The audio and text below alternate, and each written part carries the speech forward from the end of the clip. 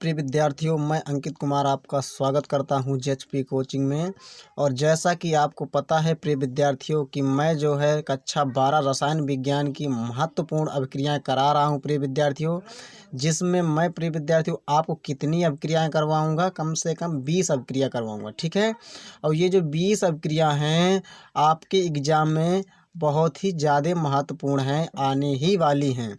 अगर प्रिय विद्यार्थियों अगर ये आप कितनी 20 अभिक्रियाएं अगर आप तैयार कर लेते हैं तो आप कितने नंबर पक्के हो जाएंगे, आपके 20 अंक पक्के हो जाएंगे। आप ध्यान रखिएगा। इसीलिए मैं कहता हूं मेरे भाइयों कि आपको बिल्कुल अच्छी तरह से पढ़ना है और मन लगाकर पढ़ना है और इन अभिक्रियाओं को ज़रूर तैयार करके जाना है एग्ज़ाम देने। ठीक है। तो देखते हैं हम ये मैं बता दूं आपको कि मैं जो है आपको प्रत्येक एक दिन में 5 अभिक्रियाएँ ही करवाऊंगा। और आज मैं फिर 5 अभिक्रियाएँ लेकर आया हूं। कल मैं 5 अभिक्रिया करा चुका था। इसी प्रकार से मैं 4 पार्ट में ये पूरी की पूरी 20 अभिक्रियाएँ ख़त्म कर दूंगा। ठीक है। तो देखते हैं आज हम स्टार्ट करेंगे फिर से पहली अभिक्रिया, क्योंकि मैं 5 अभिक्रिया करवा चुका हूँ। आज फिर से हम पहली अभिक्रिया स्टार्ट करें। कौन सी है? कैनी-जारो अभिक्रिया। कौन सी है? कैनी-जारो अभिक्रिया। हम देखते हैं कैनी-जारो अभिक्रिया क्या होती है, किसे कहते हैं।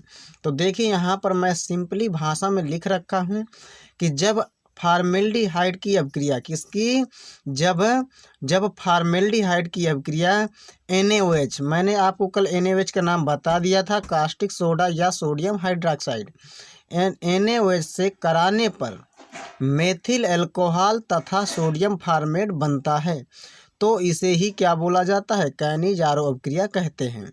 यहाँ पर जैसा लिखा गया है वैसे ही उदाहरण में भी लिखा गया है। यहाँ पर क्या बताया गया है कि जब फॉर्मेल्डिहाइड की अभिक्रिया, किसकी अभिक्रिया? जब फॉर्मेल्डिहाइड की अभिक्रिया किसके साथ कराना है? NaOH के साथ कराते हैं या कराना है तो क्या बनता है? कराने पर मेथिल अल्कोहल बनता है। और भी क्या बनता है? और सोडियम फॉर्मेल्डिहाइड भी बनता है, यानी वो सोडियम फॉर्मेट भी बनता है। और इसी अभिक्रिया को हम बोल देते हैं कैनी-जारो अभिक्रिया। उदाहरण में आप देख सकते हैं, उदाहरण में क्या लिखा गया है। सबसे पहले हमारे पास था कैनी-जारो अभिक्रिया में कि फॉर्मेल्डिहाइड की अभिक्रिया, तो फॉर्मेल्डिहाइड किसके साथ? NaOH से कराने पर, तो आपको NaOH लिख देना है। क्या बनता है? मेथिल अल्कोहल तथा सोडियम फॉर्मेट। क्या बनता है? मेथिल अल्कोहल और सोडियम फॉर्मेट। बस आपको भाषा के अनुसार यहाँ पर करना है, जैसा भाषा में लिखा गया है वैसा यहाँ पर भी आपको कर देना है।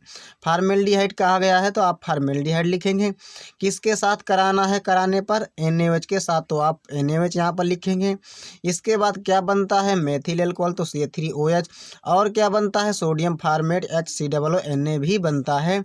यहाँ पर आपको क्या करना है, जो हमारे पास फॉर्मेल्डिहाइड है इसके 2 मॉलिक्यूल्स लेना पड़ेगा। इसके कितने?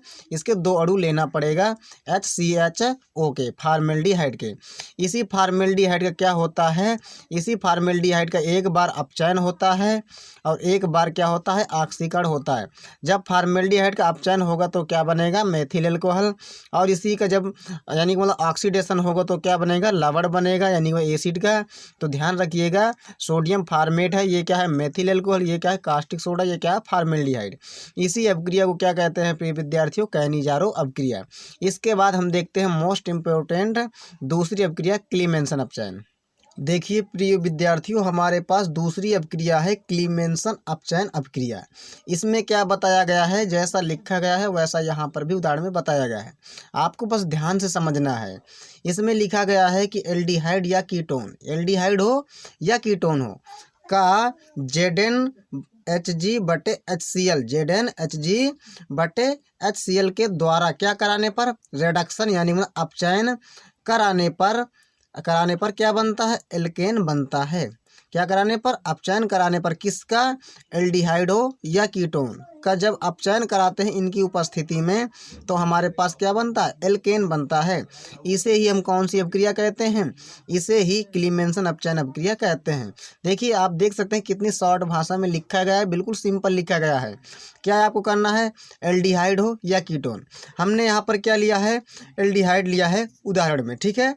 आप कीटोन भी ले सकते हैं, जिसे कहते हैं एसीटोन, कोई सा भी आप कीटोन ले सकते हैं। ओके। इसके बाद यहाँ पर आपको क्या करना है? एल्डिहाइड हमने ले लिया है, आप कीटोन भी ले सकते हैं। तो एल्डिहाइड कौन सा है? जिसका नाम है एसीटल्डिहाइड। आप बहुत ही अच्छी तरीके से पढ़ चुके होंगे। इसका नाम है एसीटल्डिहाइड। इसका क्या करना है? ZnHg/HCl के द्वारा क्या कराना है? अपचयन कराना है। तो ZnHg/HCl जिंक अमलगम जिसे बोलते हैं। ओके, इसके बाद देख सकते हैं आप ZnHg/HCl के द्वारा क्या कराना है? अपचयन कराना। तो यहाँ पर हमने क्या कर दिया है? नवजात हाइड्रोजन लिया है। यहाँ पर नवजात हाइड्रोजन, कितने हाइड्रोजन लेना पड़ेगा आपको? 4। मैं बताऊंगा आपको यहाँ पर 4 हाइड्रोजन हमने कैसे लिया है। अगर आप 4 हाइड्रोजन ना लेते तो क्या होता है? क्या कराने पर, अपचयन कराने पर क्या बनता है प्रिय विद्यार्थियों? यानी कि मतलब एल्केन बनता है। अब यहाँ पर कौन सा एल्केन बनेगा हम ये जानेंगे। तो आप देख सकते हैं जितने कार्बन का एल्डिहाइड होगा या कीटोन होगा उतने ही कार्बन का क्या बनेगा? एल्केन बनेगा। ये आप कॉन्सेप्ट याद रखेंगे। क्या मैं बताया? मैंने बताया यहाँ पर कि जितने कार्बन का हमारे पास एल्डिहाइड होगा उतने ही कार्बन का हमारे पास एल्केन बनेगा। एल्केन में क्या होता है? ऑक्सीजन नाइट्रोजन कुछ भी नहीं होता, केवल क्या होता है? कार्बन और हाइड्रोजन ही होते हैं। एल्केन हो या एल्कीन हो या एल्काइन हो। ओके, इसके बाद देखते हैं यहाँ पर कि हमारे पास क्या है कि एल्केन बनता है क्या कराने पर? अपचयन। आप देख सकते हैं यहाँ पर एल्डिहाइड के पास ऑक्सीजन है, जबकि अगर हम अपचयन कराएंगे तो आपको पता है कि अपचयन में क्या होता है? ऑक्सीजन निकलते हैं, हाइड्रोजन ऐड होते हैं, यानी वो हाइड्रोजन जुड़ते हैं और ऑक्सीजन बाहर चले जाते हैं। ठीक है, इसके बाद देख सकते हैं यहाँ पर एक अकेला ऑक्सीजन है। आपको पता होगा कि क्या होता है? कार्बन के साथ एक अकेला ऑक्सीजन डबल बॉन्ड बनाकर जुड़ा रहता है। ठीक है, इसके बाद देख सकते हैं यहाँ पर अगर अकेला हमारा ऑक्सीजन जाएगा, अकेला ऑक्सीजन जाएगा कार्बन को छोड़कर, तो इसी की जगह कितने हाइड्रोजन जाना पड़ेगा? 2 हाइड्रोजन जाएंगे। तो इसी की जगह ऑक्सीजन की जगह कितने हाइड्रोजन जाएंगे? 2 हाइड्रोजन जाएंगे, क्योंकि अकेला ऑक्सीजन मैंने आपको बताया कि डबल बॉन्ड के द्वारा जुड़ा रहता है। तो यहाँ पर अगर अकेला ऑक्सीजन जा रहा है तो 2 ही हाइड्रोजन जाएंगे, क्योंकि एक हाइड्रोजन के पास सिंगल बॉन्ड होता है। तो यहाँ पर कितने हाइड्रोजन जाएंगे? 2 हाइड्रोजन जाएंगे, तभी कार्बन की संयोजकता 4 पूर्ण होगी। तो यहाँ पर कितने हाइड्रोजन जाएंगे? इसके स्थान पर 2 जाएंगे, तो कितने हाइड्रोजन हो जाएंगे? 3 हाइड्रोजन हो जाएंगे। आप देख सकते हैं। इसके बाद एक अकेला ऑक्सीजन अगर निकलेगा तो एक अकेले ऑक्सीजन को कितने हाइड्रोजन चाहिए? 2 हाइड्रोजन चाहिए पानी बनाने के लिए। इसीलिए यहाँ पर कितने हाइड्रोजन लिया गया है? 4 हाइड्रोजन लिया गया है। आई होप आपको क्लीमेंसन अपचयन अभिक्रिया समझ में आ गई होगी। इसके बाद देखते हैं हम तीसरी अभिक्रिया क्या है? एल्डोल संघनन। इसमें भी हम जानेंगे एल्डोल संघनन में क्या होता है। तो देखिए यहाँ पर एल्डोल संघनन में क्या बताया गया है कि ऐसे एल्डिहाइड जिनमें क्या हो? अल्फा हाइड्रोजन परमाणु पाए जाते हैं। ऐसे एल्डिहाइड या कीटोन भी आप ले सकते हैं। ठीक है, जिसमें क्या बताया गया है? ऐसे एल्डिहाइड की जगह मैंने आपको क्या बताया? आप कीटोन भी ले सकते हैं, जिनमें क्या हो? बस आपको ध्यान में रखना है, जिनमें क्या पाया जाए? अल्फा हाइड्रोजन परमाणु पाए जाए। बस आपको यही ध्यान में रखना है, यही कॉन्सेप्ट है।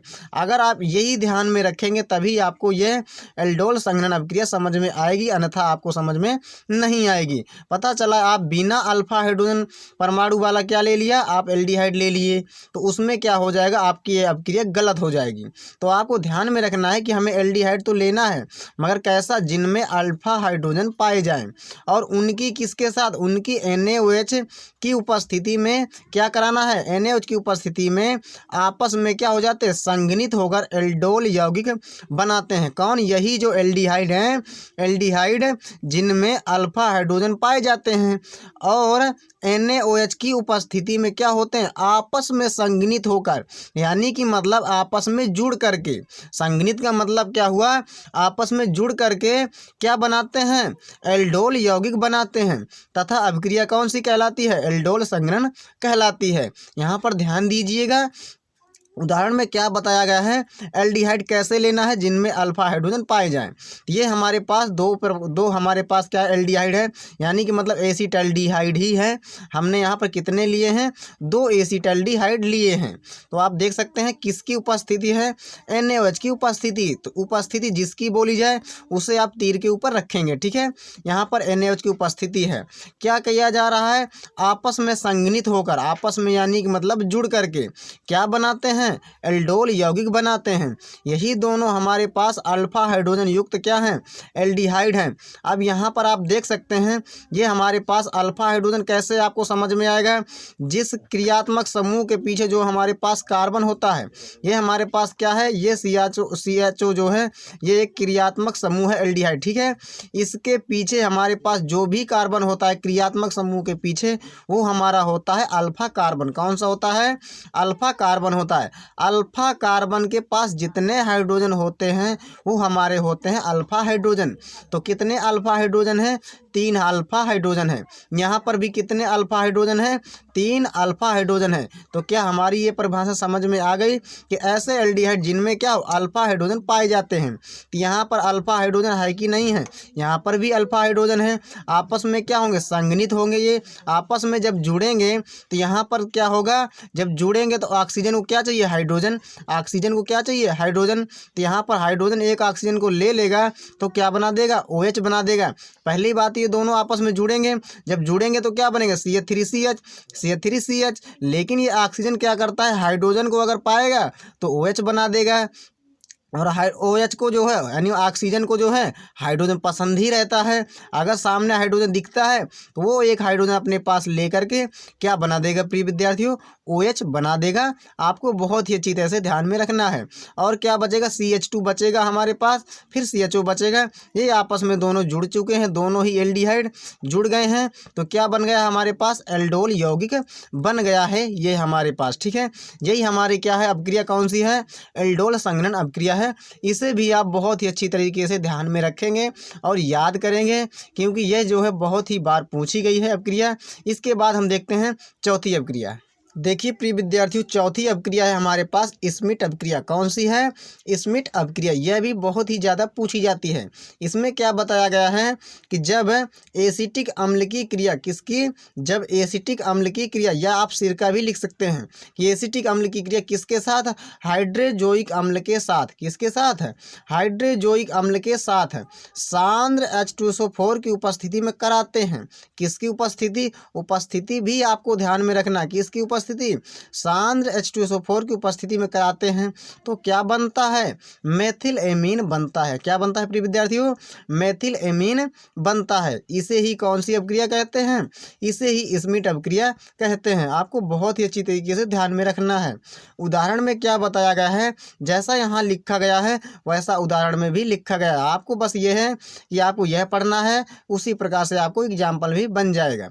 क्या लिखा गया, एसिटिक अम्ल। आपको सूत्र पता होना चाहिए कि एसिटिक अम्ल का सूत्र क्या होता है, क्योंकि आप जो है हाई स्कूल में पढ़ चुके हैं। क्या है एसिटिक अम्ल का सूत्र, CH3COOH, जिसका नाम होता है एथेनोइक अम्ल भी नाम होता है, एसिटिक अम्ल भी इसे कहते हैं, इसे सिरका भी बोलते हैं। ध्यान में रखिएगा। किसके साथ कराया जा रहा है, हाइड्रोजोइक अम्ल के साथ। हाइड्रोजोइक अम्ल का सूत्र जो होता है, जस्ट आपको क्या कर देना है, जो हमारे पास अमोनिया होती है उसको उल्टा कर देना है। ये हमारा बन जाएगा N3H। क्या बन जाएगा, N3H। यानी कि मतलब हमारे पास अमोनिया का सूत्र होता है NH3, लेकिन 3 को किसको देना, हाइड्रोजन को 3 नहीं देना। अगर नाइट्रोजन को आप 3 दे देंगे तो कौन सा बन जाएगा, हाइड्रोजोइक अम्ल बन जाएगा, N3H। ये किसका सूत्र है, हाइड्रोजोइक अम्ल का। किसकी उपस्थिति कराना है, सांद्र H2SO4 की। तो आप सांद्र H2SO4 की उपस्थिति करा देंगे। क्या बनता है, बनता है मेथिल एमीन। मेथिल की जगह हमारा हो जाएगा CH3, एमीन की जगह हमारा हो जाएगा N2 यानी NH2 हो जाएगा। ये हमारा बन जाएगा 1 डिग्री एमीन, जिसका नाम है मेथिल एमीन। और यहाँ पर देखिए, आप देख सकते हैं यहाँ पर एक ही नाइट्रोजन हमारे पास यूज हुआ है, क्या बनाने में, एमीन बनाने में। लेकिन 2 हाइड्रोजन हमारे पास फालतू अभी बचेंगे, तो क्या बना लेंगे, गैस के रूप में निकल जाएंगे ऊपर की तरफ, ठीक है। इसके बाद आप देख सकते हैं हमारे पास जो है कार्बन डाइऑक्साइड गैस भी बची तो है, क्योंकि यहाँ पर CH3 को NH2 यहाँ पर मिल चुका है, लेकिन कार्बन डाइऑक्साइड गैस भी फालतू में निकल जाएगी ऊपर की तरफ। तो ये हमारे पास कार्बन डाइऑक्साइड गैस भी निकल चुकी है। इसके बाद देख सकते हैं आप हमारे पास प्रिय विद्यार्थियों कौन सी अपक्रिया है, 5वीं। ये 5वीं अपक्रिया बहुत ही ज़्यादा पूछी जाती है, जिसका नाम है कोल्बे अभिक्रिया। ये अभिक्रियाएं बहुत ही आपको अच्छी तरह से सभी लर्न कर लेना है, क्योंकि बहुत ही ज़्यादा मात्रा में पूछी जाती हैं। कोल्बे अभिक्रिया हमारे पास क्या कही रही है, यहाँ पर देख सकते हैं सिंपली भाषा में लिखा गया है कि फिनाल को, किसको, फिनाल को CO2 कार्बन डाइऑक्साइड जिसे बोलते हैं, CO2 से उच्च ताप व दाब पर, CO2 से उच्च ताप व दाब पर क्रिया कराने पर क्या बनता है, सैलिसिलिक अम्ल बनता है। इसे अभिक्रिया को यानी कि मतलब आप यहाँ पर लिख सकते हैं इसी, क्या कर सकते हैं आप यहाँ पर लिख सकते हैं, इसी अभिक्रिया को कोल्बे अभिक्रिया कहते हैं।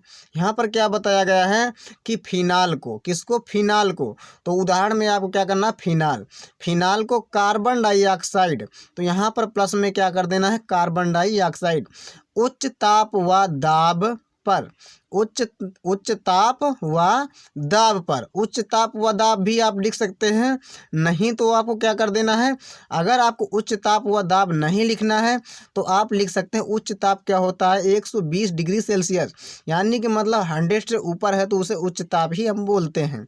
तो उच्च ताप कितना है, 120 डिग्री सेल्सियस, और उच्च ताप व दाब कितना है, 6 ATM, ठीक है।